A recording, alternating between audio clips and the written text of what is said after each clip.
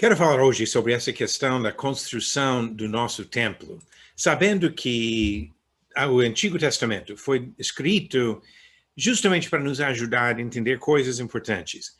Primeiro, para ajudar o povo daquela época também a entender a necessidade de um Salvador, e assim preparando o caminho para a vinda de Jesus como Salvador, mostrando a necessidade da graça de Deus, que o homem tem o problema do pecado, mas não consegue resolver esse problema, precisa da misericórdia de Deus demonstrada em Jesus. E assim também temos muitos exemplos do Antigo Testamento demonstrando a importância da fé obediente, da submissão à vontade do Senhor. No serviço a Cristo hoje, nós não temos os mesmos rituais, nós não temos os procedimentos que os judeus praticavam no Antigo Testamento. Nem temos um lugar específico determinado como local de adoração. Deus tinha dado para eles, no Antigo Testamento, Jerusalém, e somente em Jerusalém podiam fazer sacrifícios, podiam participar de algumas festas solenes, etc. Mas essas coisas nós não temos hoje no Novo Testamento. Jesus falou que o que importa é adorar em espírito, em verdade, e que não seria no Monte Gerizim, nem no Monte Sião, em Jerusalém, mas o que importa é de servir a Deus onde nós estamos. Então, por esse motivo, hoje tem cristãos espalhados pelo mundo inteiro, adorando ao Senhor. Existem muitos elementos da religião dos israelitas no passado que servem para nós hoje como sombras, que ensinam coisas que são importantes para nós ainda no Novo Testamento. Eu quero dar dois exemplos antes de falar sobre o templo em si. Primeiro, o exemplo de sacrifícios. Eles faziam sacrifícios de animais no Antigo Testamento, milhares, talvez até milhões, na verdade, de sacrifícios de animais. E isso apontando para o Novo Testamento, onde descobrimos que Jesus é o sacrifício feito pelos nossos pecados. Quando chegamos em Hebreus, capítulo 9, por exemplo, o capítulo 10, versículo 12, que o autor comenta aqui sobre o sacrifício que Jesus fez. Jesus, porém, tendo oferecido para sempre um único sacrifício pelos pecados.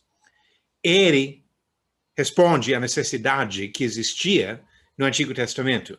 Eles ofereciam animais, Deus mandou isso, de uma forma foi um sacrifício pelos pecados, mas nunca foi suficiente. Então, Jesus fez o sacrifício pelos nossos pecados. Também pensando em sacrifícios, nem todas as ofertas e sacrifícios deles eram por causa do pecado em si. Eles faziam algumas ofertas e sacrifícios para manter a comunhão com Deus, para mostrar gratidão para Deus, não necessariamente por causa do pecado em si. E assim também no Novo Testamento, nós devemos oferecer sacrifícios ao Senhor. 1 Pedro, capítulo 2, o versículo 5, Pedro faz esse comentário sobre o nosso papel como sacerdotes e o que isso implica. Quando ele diz aqui, também vós mesmos, como pedras que vivem, sois edificados casa espiritual para ser de sacerdócio santo, a fim de oferecer de sacrifícios espirituais agradáveis a Deus, por intermédio de Jesus Cristo. Então, nós devemos oferecer sacrifícios a Deus. Qualquer perspectiva, a abordagem, a questão da religião, do cristianismo, que de alguma forma tenta tirar completamente sacrifícios, está negando o que a palavra de Deus diz, o que o Novo Testamento diz. O cristianismo inclui sacrifícios. E nós, como sacerdotes, devemos oferecer sacrifícios espirituais, mostrando gratidão pelo sacrifício que Deus tem feito por nós. Continuando com essa mesma ideia, voltamos agora para Romanos capítulo 12, porque devemos perguntar o que seria o sacrifício espiritual agradável a Deus. E tem várias respostas que encontramos no Novo Testamento que fazem parte da resposta a esta pergunta, mas eu quero frisar um trecho aqui que enfatiza de uma forma global o que envolve esse sacrifício espiritual. Romanos capítulo 12, versículos 1 e 2. Paulo disse: Rogo-vos, pois, irmãos, pelas misericórdias de Deus, que apresenteis o vosso corpo por sacrifício vivo, santo e agradável a Deus, que é o vosso culto racional. E não vos conformeis com este século, mas transformai-vos pela renovação da vossa mente, para que experimenteis qual seja a boa, agradável e perfeita vontade de Deus. Então, aqui o sacrifício espiritual principal que nós devemos apresentar a Deus é de nos entregar a Ele, de dar para Ele o nosso ser, o corpo que ele cita aqui, mas outros trechos enfatizam que nós devemos amar a Deus com tudo que nós somos, e que nós, assim, devemos nos entregar como sacrifícios. Então, os sacrifícios do Antigo Testamento apontam a necessidade do sacrifício de Jesus pelos pecados, mas também mostram que nós, como sacerdotes, devemos oferecer sacrifícios espirituais, especialmente nos entregando no serviço do Senhor. Segundo exemplo que eu quero citar é a prática de queimar incenso no templo no Antigo Testamento. Neste caso, encontramos algumas coisas no Novo Testamento, mas antes disso, em Salmo 141, já encontramos algo do significado simbólico, vamos dizer, do incenso. O que representava para eles e ainda continua representando nesse sentido simbólico para nós. Não temos nenhum motivo de praticar a queima de incenso, mas o que ele diz em Salmo 141, verso 2, suba a tua presença a minha oração como incenso, e seja o erguer de minhas mãos como oferenda vespertina. Então, a ideia aqui do cheiro do incenso subindo para Deus é de representar as orações. Se você tem estudado sobre o tabernáculo, o templo, no Antigo Testamento, vai lembrar que o altar onde eles queimavam incenso ficava encostado na cortina, no véu que separava o santo lugar do Santo dos Santos. Quando eles queimavam incenso nesse altar, o cheiro passava pela cortina para chegar no Santo dos Santos, onde a Arca da Aliança representava o trono, a presença de Deus. Então, eles estavam enviando as orações. E o sacerdote que levava o incenso estava levando as orações para passar para a presença de Deus. Agora, nós temos o privilégio de orar por meio de Jesus. E a nossa comunhão com o Pai, nosso acesso ao Pai, é por causa de Jesus.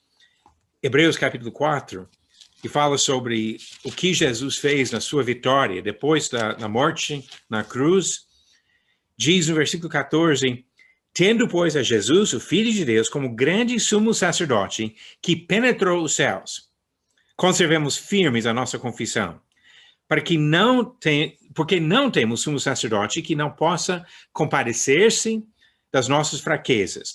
Antes foi ele tentado em todas as coisas, a nossa semelhança, mas sem pecado. Acheguemo-nos, portanto, confiadamente junto ao trono da graça. Como é que nós chegamos, assim, confiadamente na presença de Deus? É por meio de Jesus. Ele, como sacerdote, como se estivesse levando o incenso das orações para oferecer ao Pai.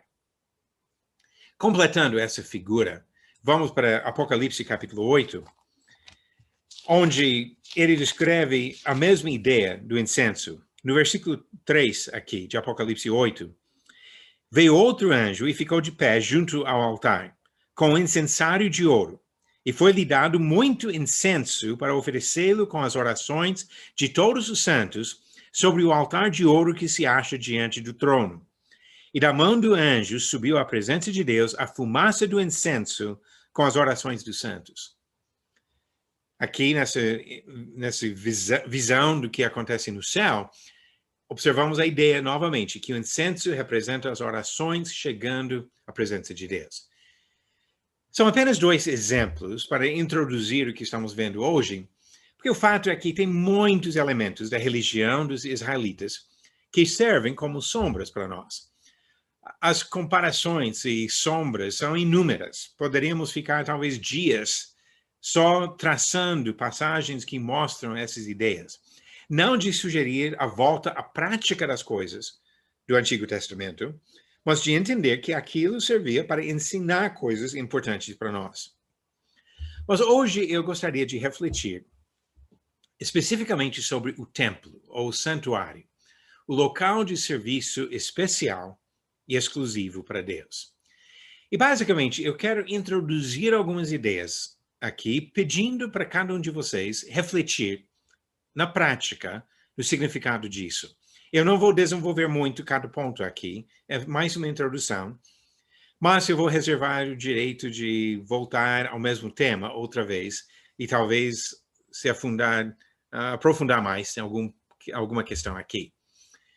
Agora, o templo no Antigo Testamento, nós já falamos um pouco sobre o que foi feito na época de Salomão. Mas antes de voltar a essa questão, eu quero comentar sobre o templo no Novo Testamento. Especialmente dois trechos em 1 Coríntios ajudam a entender a função ou significado do templo no Novo Testamento. 1 Coríntios, capítulo 6, versículo 19. Paulo fala sobre o templo, o santuário de Deus, se referindo ao corpo do cristão. Diz aqui, acaso não sabeis que o vosso corpo é santuário do Espírito Santo que está em vós, o qual tendes da parte de Deus e que não sois de vós mesmos? No contexto aqui, o argumento de Paulo é que uma vez que esse corpo é o santuário onde habita o Senhor, nós não devemos usar esse corpo para algo que desagrada ao Senhor, especificamente, ele fala no contexto aqui sobre imoralidade sexual. Que se o corpo pertence a Deus, não é para usar o corpo para imoralidade sexual. Não é para entregar o corpo a uma outra pessoa que não tem direito a isso. E assim, reforçando, como ele vai continuar no capítulo seguinte, reforçando a relação especial do casamento de um homem e uma mulher e mais ninguém envolvido nesse relacionamento especial.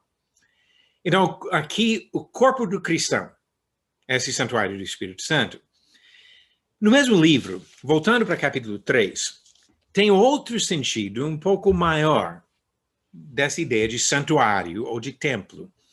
Ele diz no capítulo 3, versículo 16, não sabeis que sois santuário de Deus e que o Espírito de Deus habita em vós? Se alguém destruir o santuário de Deus, Deus o destruirá, porque o santuário de Deus que sois vós é sagrado. Aqui ele usa a linguagem no plural, e no contexto aqui, ele fala sobre edificação da igreja. Então, eu acredito que o ponto aqui em 1 Coríntios 3 é de um sentido olhar para a igreja do Senhor como esse santuário. Não o prédio, não o local de reunião, mas a igreja composta de pessoas que pertencem ao Senhor. E o ponto aqui, tenha cuidado em como vocês constroem, edificam a igreja do Senhor, porque é do Senhor, pertence a Ele. Então, no Novo Testamento, temos esses dois sentidos interligados da ideia do templo, da habitação do Senhor. Quando nós refletimos sobre a construção do templo em Jerusalém, isso nos ajuda a pensar sobre nossa dedicação ao Senhor, tanto no sentido individual como coletivo. E é isso que nós vamos fazer agora. Voltando agora a 3.000 anos. Os últimos anos, talvez as últimas décadas do reinado de Davi, ele fez os preparativos. E depois da morte dele, 4 anos depois da morte de Davi, Salomão começou a construção do templo em Jerusalém. Tem bastante informação sobre isso nos livros de Crônicas e Reis, por exemplo. Mas o que observamos nesses livros são vários fatos que chamam a atenção. Era uma obra impressionante em todos os sentidos. E quando nós paramos para pensar sobre o que estava envolvido em preparar aquele lugar para a habitação de Deus, as lições para nós ficam evidentes. Então vamos pensar um pouquinho sobre o que aconteceu naquela história. A construção do templo em Jerusalém exigia várias coisas. Eu quero destacar 5 dessas coisas. A construção do templo exigia investimento.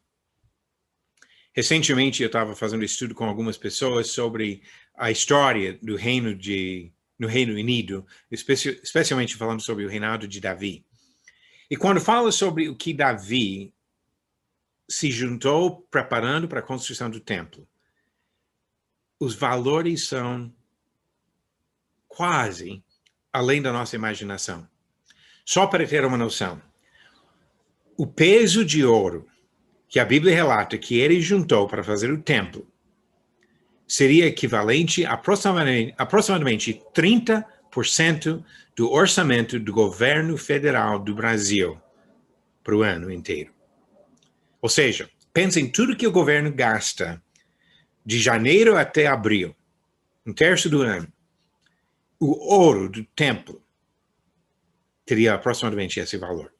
Quantos servidores públicos, quantos policiais, quantas escolas, quantos hospitais, sistema de saúde, as estradas, tudo que o governo federal gasta dinheiro para manter, de janeiro até abril. Ou seja, valores muito além da nossa imaginação. De prata, se não me engano, o cálculo que eu fiz era que a prata que se juntou para fazer o templo seria, acho que foi 60% do orçamento do estado de São Paulo. Novamente, muita coisa.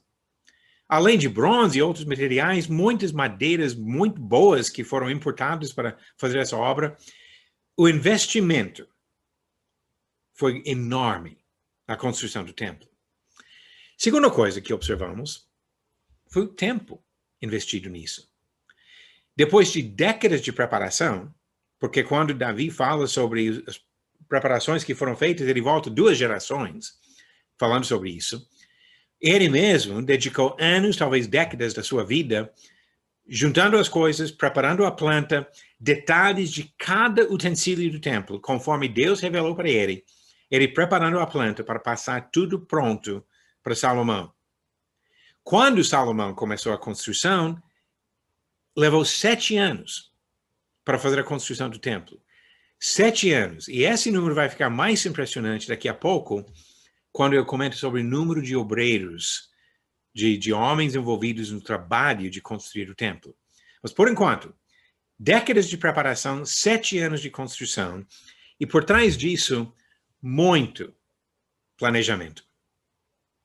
Deus não permitiu que Davi executasse a obra de construir o templo, mas ele projetou a obra que Salomão, seu filho, realizou. E envolvia muitos detalhes, muito planejamento para conseguir esse trabalho e a cooperação de muitos trabalhadores. Salomão empregou aproximadamente 180 mil homens nesta obra. 7 anos de trabalho, 180 mil homens. Nós estamos falando de um empreendimento enorme aqui. E sabemos que às vezes pessoas começam alguma obra e desistem no caminho. Provavelmente você já passou na estrada ou na rua, talvez grandes construções que alguma empresa começou e desistiu e deixou sem terminar a obra. Quantas casas iniciadas, mas não completadas.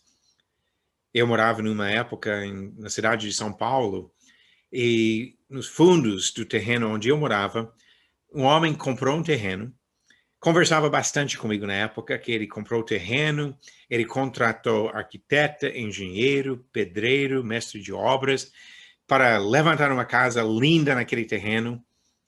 Foi para a obra, eles levantaram toda a parte básica da casa, mas esse homem era viúvo e ele começou a namorar.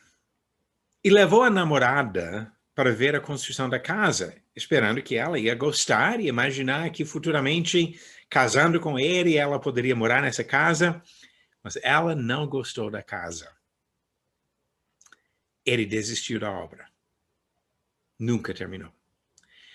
Vendeu, passou para frente. Outra pessoa entrou completamente empolgada, trabalhou 1 mês, 2 meses e desistiu da obra.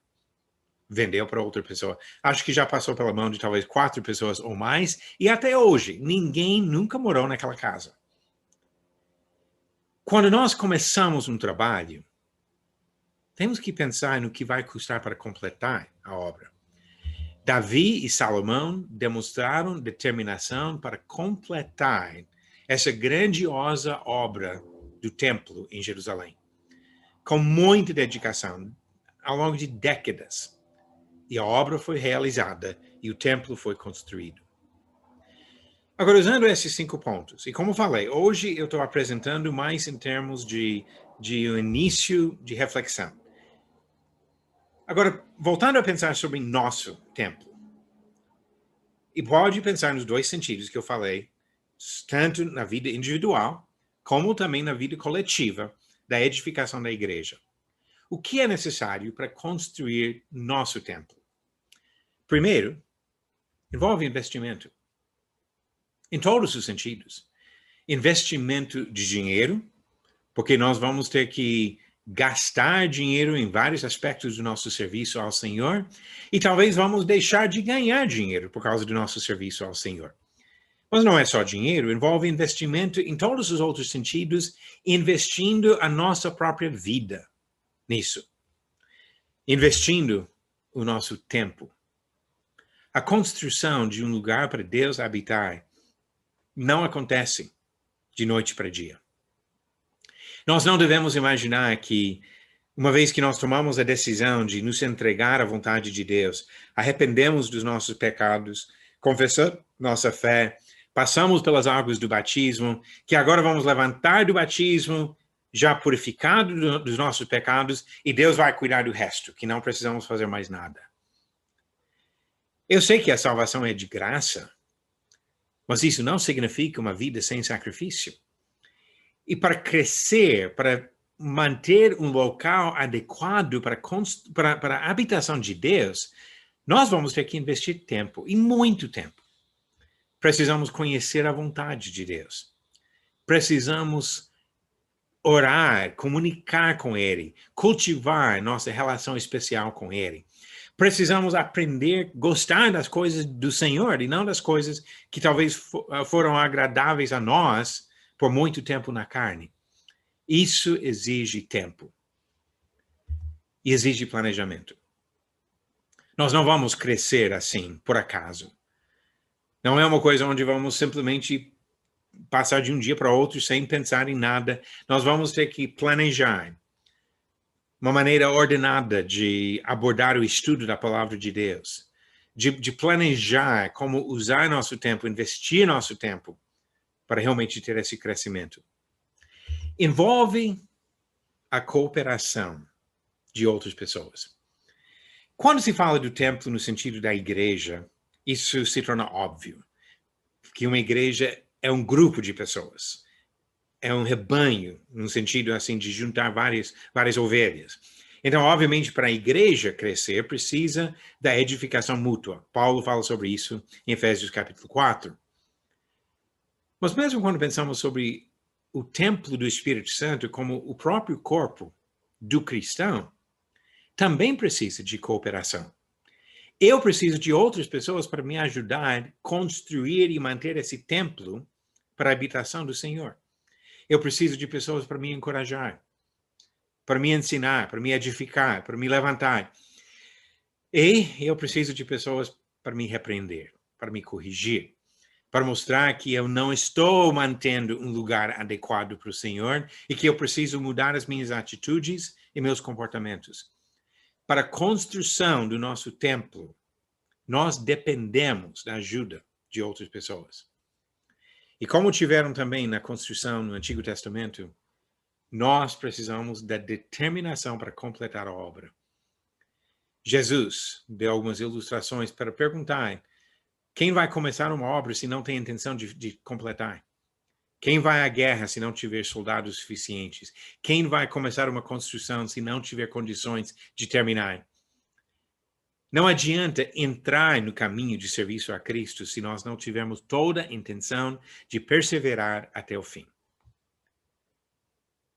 O fim pode chegar rápido para algumas pessoas e pode demorar décadas para outras pessoas. Nós precisamos da determinação para completar a obra, de preparar esse lugar de habitação para Deus. Porque quando nós preparamos esse lugar, temos também a confiança que Deus está preparando lugar para nossa habitação na casa dele. E é isso que nós desejamos, esse que é o alvo de cada cristão, querendo estar na presença de Deus para sempre. Eu quero encerrar hoje com duas pequenas perguntas, pensando sobre a construção do nosso templo. E eu peço para você refletir sobre a resposta na sua própria vida. Como você está crescendo no serviço ao Senhor? Como vai a construção do nosso templo, do corpo que pertence a Deus? E pense especialmente no sentido individual. Como vai a construção da sua vida em serviço ao Senhor? E a segunda pergunta que vai junto com isso, estamos investindo bem para preparar e manter um lugar adequado para a habitação do Senhor? Cada cristão apresenta um local para Deus habitar. Nós devemos ter muito cuidado em ter um local adequado para o Senhor viver. Obrigado.